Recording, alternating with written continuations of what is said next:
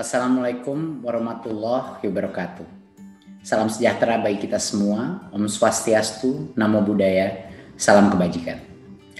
Yang saya hormati Bapak Ibu yang hadir pada acara virtual hari ini. Semoga semua diberikan berkah keselamatan dan kesehatan. Peningkatan sistem evaluasi pendidikan adalah bagian dari kebijakan Merdeka Belajar yang didukung penuh oleh Presiden Jokowi dengan tujuan utama mendorong mutu pembelajaran dan hasil belajar para murid. Untuk itu Kemendikbud mengeluarkan kebijakan asesmen nasional yang dirancang tidak hanya sebagai pengganti ujian nasional dan ujian sekolah berstandar nasional, tetapi sebagai penanda perubahan paradigma tentang evaluasi pendidikan.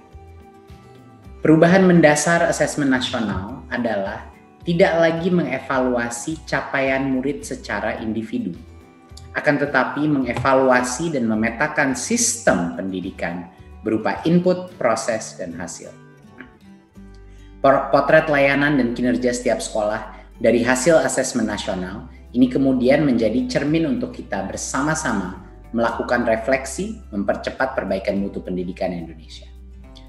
Asesmen nasional terdiri dari 3 bagian, yaitu pertama, asesmen kompetensi minimum atau AKM. Kedua yaitu survei karakter, dan yang ketiga adalah survei lingkungan belajar. Asesmen kompetensi minimum atau AKM dirancang untuk mengukur capaian murid dari hasil belajar kognitif yaitu literasi dan numerasi. Kedua aspek kompetensi minimum ini menjadi syarat bagi murid untuk berkontribusi di dalam masyarakat, terlepas dari bidang kerja dan karir yang ingin mereka tekuni di masa depan.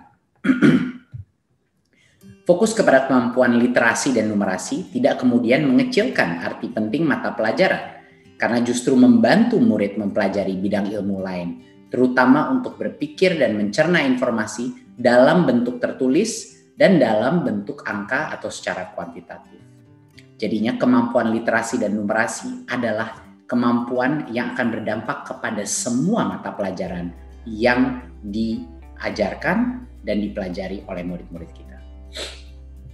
Bagian kedua adalah dari asesmen nasional adalah survei karakter yang dirancang untuk mengukur pencapaian murid dari hasil belajar sosial emosional berupa pilar karakter untuk mencetak profil pelajar Pancasila. Dengan 6 indikator utama yaitu beriman dan bertakwa kepada Tuhan Yang Maha Esa serta berakhlak mulia.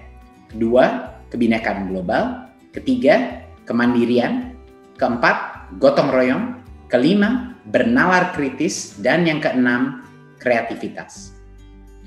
Bagian ketiga dari asesmen nasional adalah survei lingkungan belajar untuk mengevaluasi dan memetakan aspek pendukung kualitas pembelajaran di lingkungan sekolah.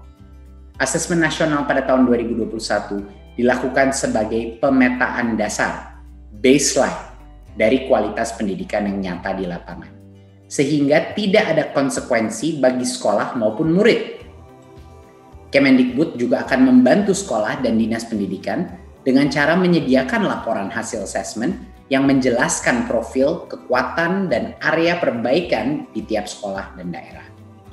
Sehingga sangat penting dipahami, terutama oleh guru kepala sekolah, murid, dan orang tua, bahwa asesmen nasional untuk 2021 tidak memerlukan persiapan-persiapan khusus maupun tambahan yang justru akan menjadi beban psikologis tersendiri.